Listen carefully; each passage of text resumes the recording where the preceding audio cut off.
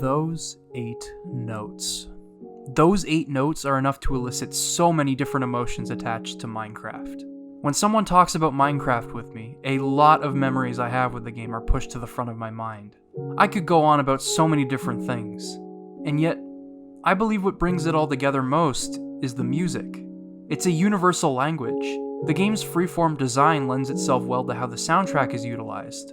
And it isn't just special because of its utilization. Its composition plays a vital role in its memorability and importance. Today, we'll be digesting everything C418's magnum opus has to offer, as we understand the music of Minecraft.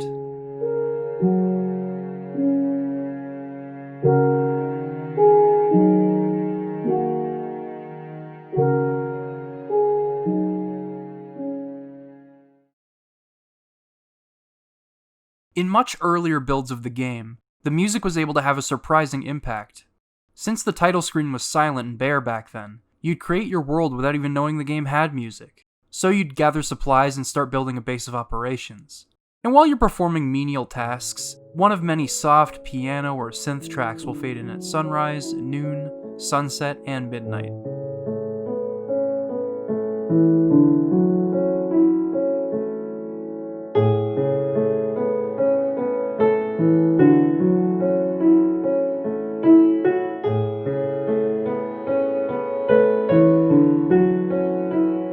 They also make subtle use of strings, maybe a harp or xylophone sprinkled in there for good measure. Tracks like these make up the bulk of the soundtrack. They're nice tracks, and yet they aren't used for a specific purpose.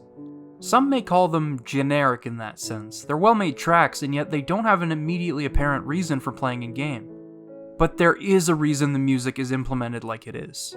Because the music plays of its own accord, it opens up endless possibilities for the emotional attachment one person can have to any of these tracks. Minecraft is a game that lets you do virtually anything you can think of. Build, explore, craft, fight, establish a civilization with friends, create self-imposed rules, anything.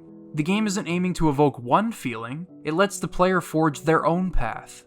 This is the soundtrack to your life, and what you decide to do with it is up to you. Here are some examples from my personal experience with Minecraft. The song Clark accompanied me as I finished a watchtower for the village my brother and I had sworn to protect. I placed the last block I needed and took a good look at the village and its surrounding biomes, eager to take on a new venture.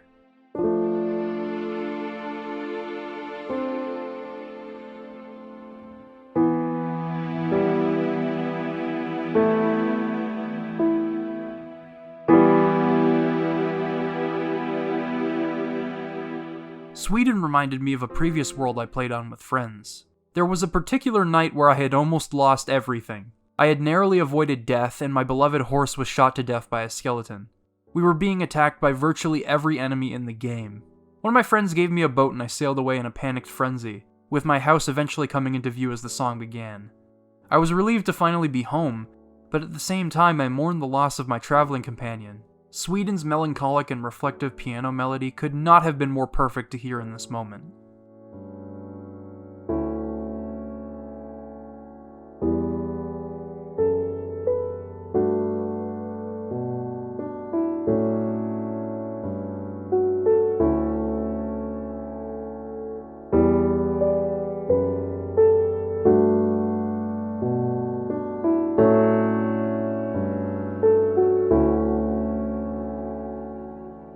Subwoofer Lullaby played as a reward for successfully raiding a woodland mansion and burning it to the ground.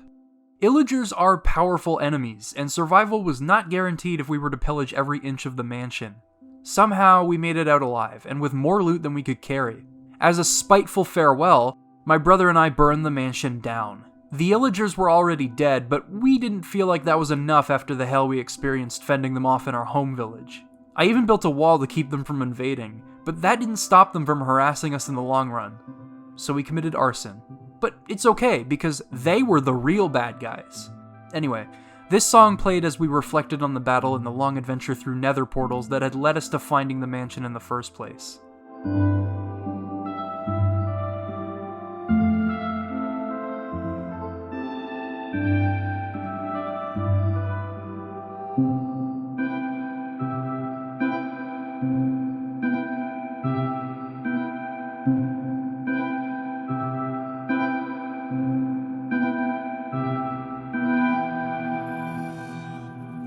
Yeah, it was probably in bad taste to chill out as I watched a mansion burn to the ground, but in the moment it felt really good.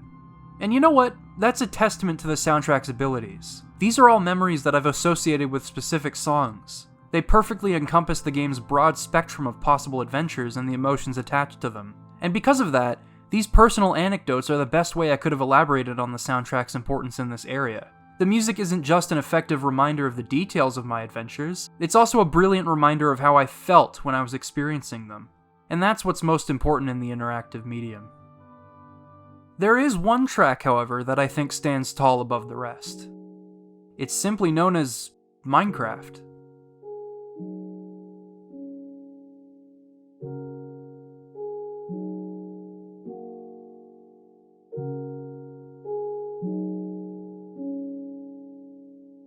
Its defined piano melody perfectly complements the inspiring yet comparatively downplayed strings. It's no wonder C418 considers this the main theme for Minecraft.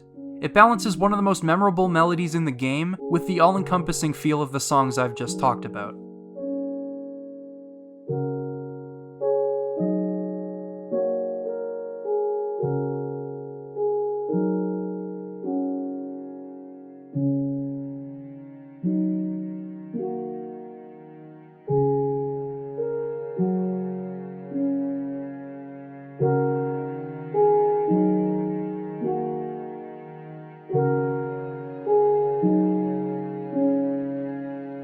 When I mentioned those 8 notes were enough to elicit so many emotions, it's because it's the melody the soundtrack iterates on the most. 2 of the title screen themes, Mutation and Beginning 2, both incorporate this melody. Mutation brings the strings to the front, and the main melody is extended and played at a faster tempo. It's meant to usher you into the game itself, and it does a good job of that.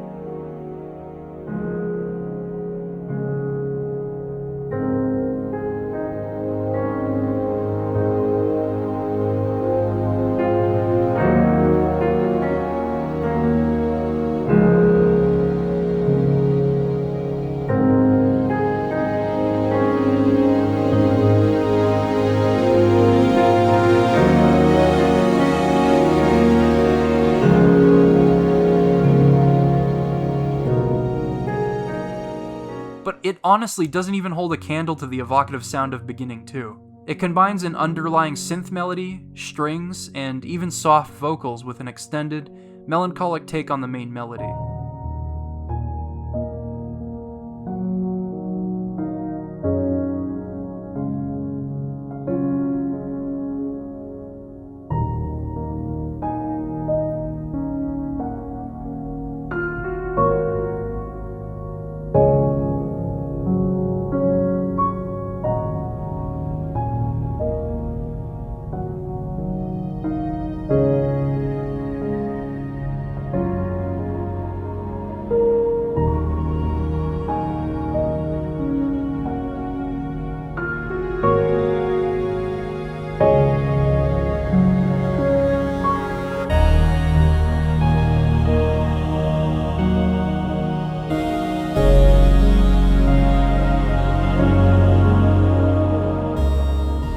It's not just about easing new players into the game, it's about reflecting on the hundreds of hours you could have put into the game. I remember when they first added this song to the title screen. I was immediately taken aback by the amount of emotion conveyed in its instrumentation.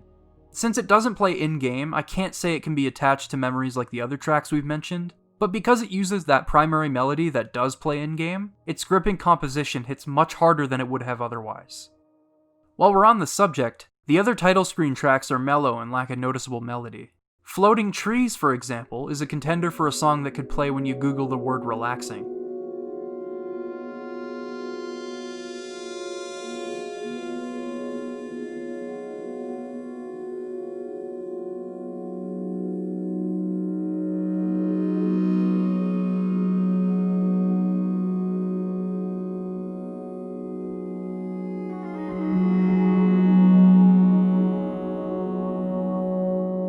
It's composed in a way that reminds me of the music that plays in creative mode. You can't really associate them with the dungeon crawling and world trekking that goes on in survival mode, because there's no danger to speak of. They do, however, inspire creativity. Since nothing can hurt you and your only objective is to use your imagination, C418 created music that represents this notion.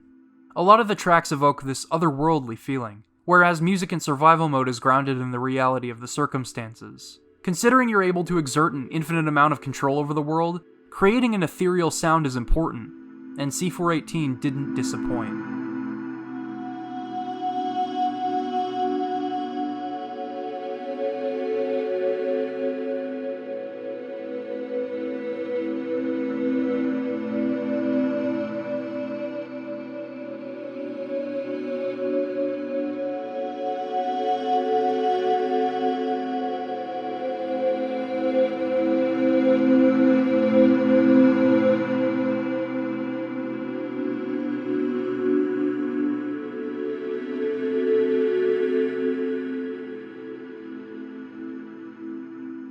There's another clever use of music that's actually implemented into the game itself. Upon finding a mob spawner in a dungeon, there's a chance you may find a record sitting in one of the chests. Now these can be found in all kinds of dangerous areas. Of the treasures that could possibly be sitting there, the records have no practical use whatsoever, but they are fun rewards for your efforts, and listening to them while you build structures or just out of sheer curiosity makes it feel worthwhile. Each of them reflect a different theme or emotion Minecraft conveys. 13 is meant to symbolize the darkest caves.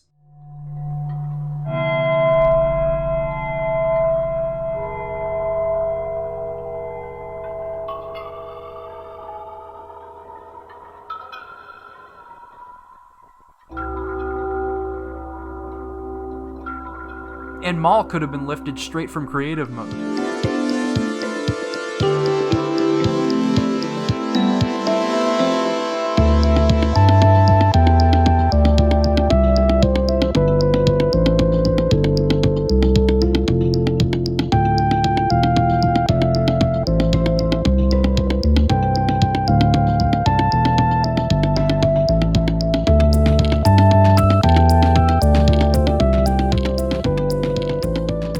However, there is one record that I believe is as all-encompassing as the soundtrack to survival mode, and that record is called Cat.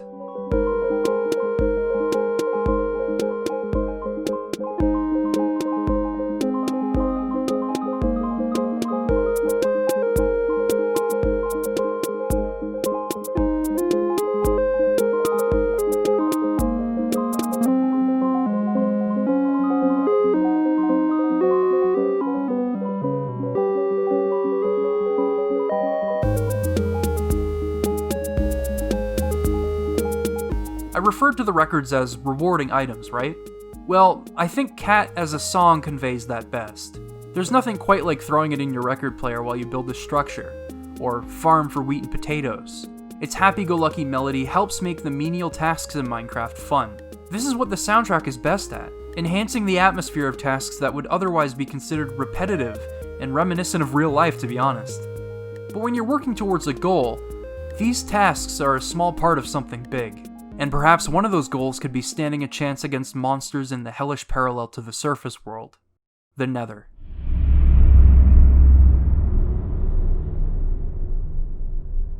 Up until now, not many of the tracks I've discussed have zeroed in on a focal point. They're all meant to elicit a wide range of emotions. However, when the concept for the Nether was made apparent to C418, he knew he had to create something that represented the disturbing nature of the Nether and its inhabitants. There are two tracks in particular that stood out to me when discussing this locale. The first being Concrete Halls. It reflects the dangers of exploring the Nether, while evoking a sense of bravery with its powerful drums and triumphant melody.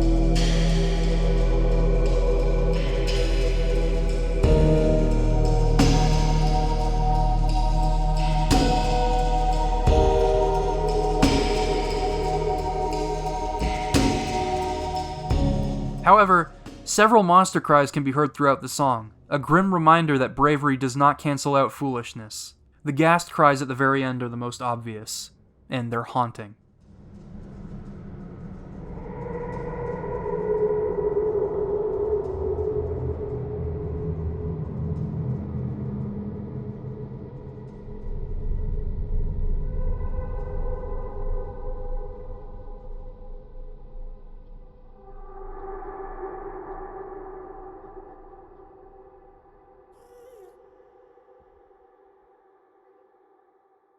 The second song is much more grim, and it's aptly named Deadvoxel. This song, without question, is one of the most mature songs in the game. It's another attempt to unsettle the player, but what makes it a powerful composition is its depressing main melody.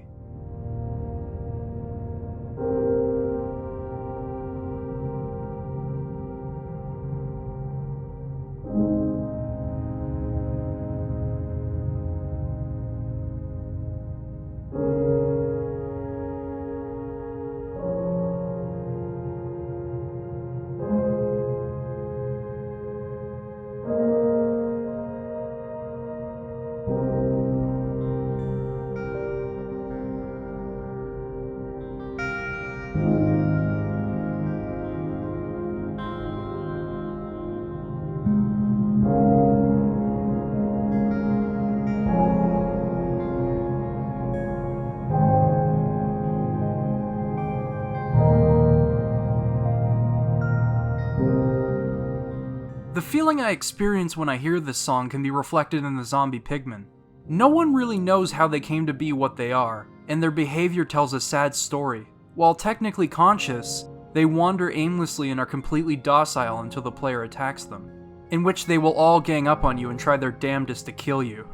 To me, they have no goal or motivation. They're husks. They have no one to follow and nothing to fight for.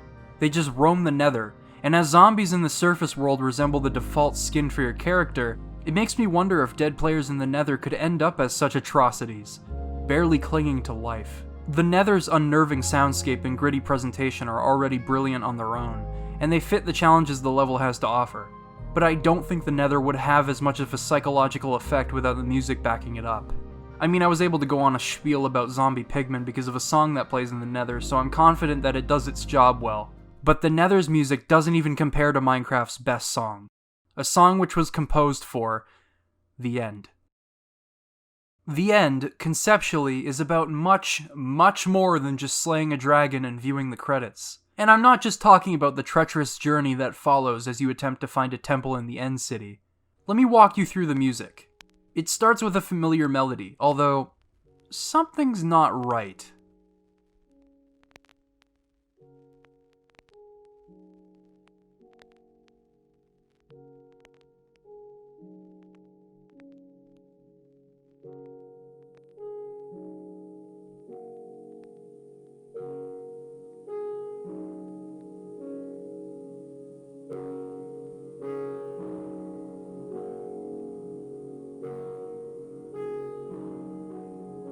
Eventually, the track slows down to a crawl, and clipping and distortion drown the song out into pure emptiness.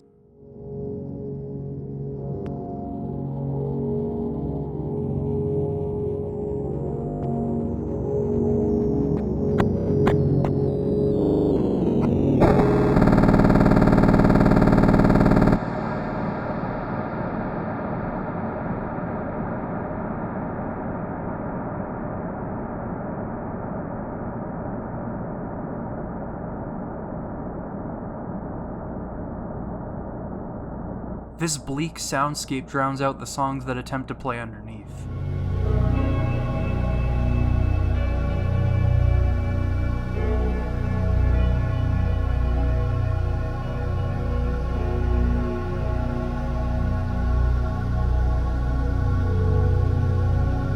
Eventually, this soundscape becomes louder than it ever was before, and a pulsating darkness begins to permeate throughout the track.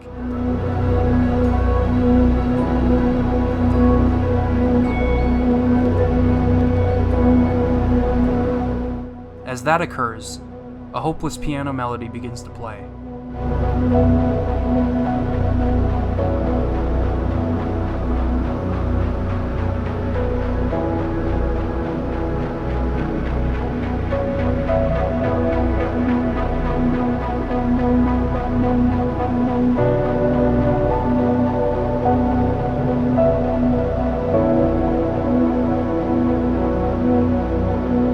This hopeless melody is drowned out just like the other songs were beforehand, in an exceptionally powerful swirl of distortion and chaos. And then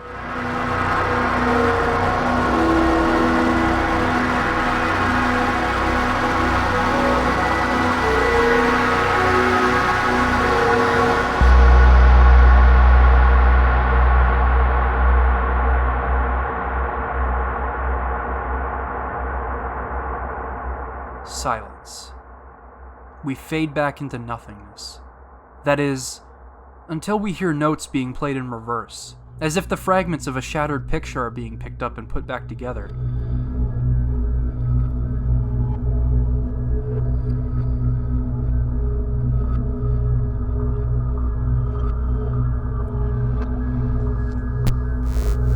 You suddenly hear static, as if an aux cord is being inserted into an audio jack.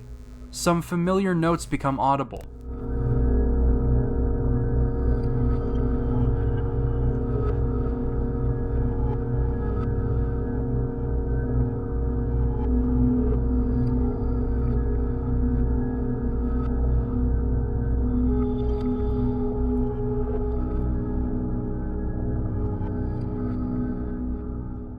And then,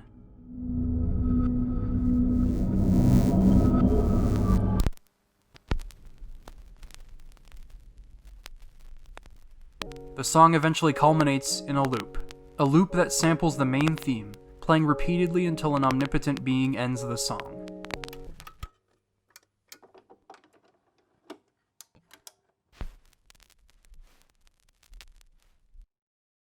Now that song was 15 minutes in runtime, and it's 15 minutes for a reason. I highly recommend listening to the entire thing when you get the chance. It certainly succeeds in conveying the desolate atmosphere of the end, and the events that can transpire. The emptiness represents the end city and what feels like a fruitless search for a temple within it. The piano melody represents how lost a player can feel when endlessly searching its floating islands. The distortion reflects the enemies overpowering the player, especially when a group of Endermen are angered or you find yourself being perpetually elevated by shulkers. Enemies are made even more threatening here, because the terrain is difficult enough to traverse on foot, but your reward for finally making it to that ship in the sky after scaling a massive temple is the Elytra, which allows you to take to the skies and completely decimate the threat of floating islands below. So, yes, the music is good at representing your adventure through the end, but it also has a much deeper meaning, a meaning that can only be interpreted if you paid attention to the lengthy monologue after you jump into the portal. And I don't blame you if you didn't. It's unnecessarily long and it takes a century to scroll. Most people ended up tuning it out or skipping it entirely, but it gives the music in the end, as well as Minecraft as a whole, a purpose beyond enjoyable gameplay. Throughout the poem, the two speakers refer to Minecraft as a short dream within the long dream of life. The feelings we interpret from these small dreams are things that we carry with us for the rest of our lives. It refers to Minecraft as one of many forms of escapism we need to leave our worries and personal issues behind, if only for a few hours at a time. The end's music represents our unwillingness to leave behind that escapism. There are often days where I'll completely engross myself in a show I'm watching, or an album I'm listening to, or a game I'm playing in order to leave the world behind. It helps me deal with life's difficulties, but it's not a permanent solution. The distortion overpowering the song we've come to love is a beautiful representation of the cold, choking grip of reality reaching in and pulling us out of the bubble we've created around ourselves for the time being. Our temporary comfort and our complete immersion has been breached. This happens throughout the song, and eventually, in that gripping, distorted soundscape that leads up to the end of the song, our inability to ward off the harsh truths of the world around us becomes clearer and clearer. And then, it falls apart.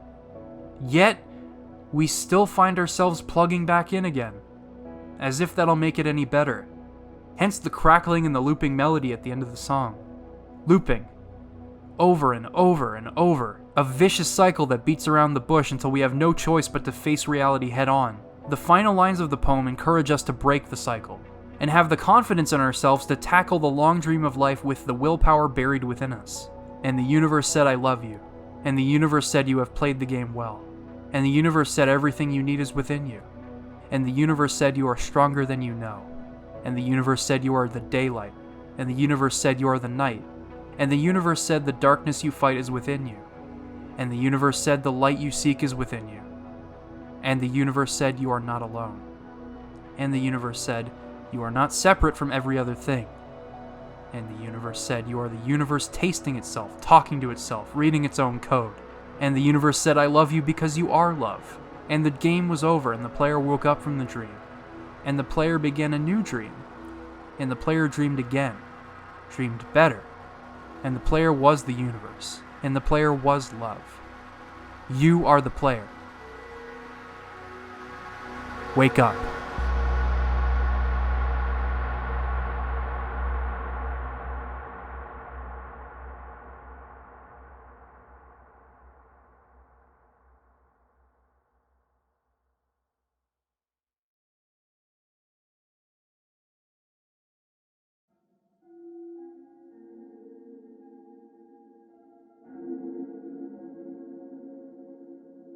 It warms my heart to see Minecraft regaining traction after the internet seemingly grew out of it.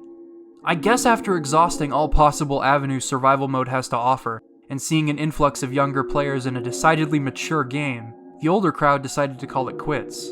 But as far as I'm concerned, I don't think there's a better game for a kid to be invested in. Minecraft is anything you want it to be, and for a kid with an active imagination, that's an incredible thing. A recent wave of nostalgia was enough to bring the OG crowd back to the launcher, eager to relive the memories they created with the game, and hopefully make new ones.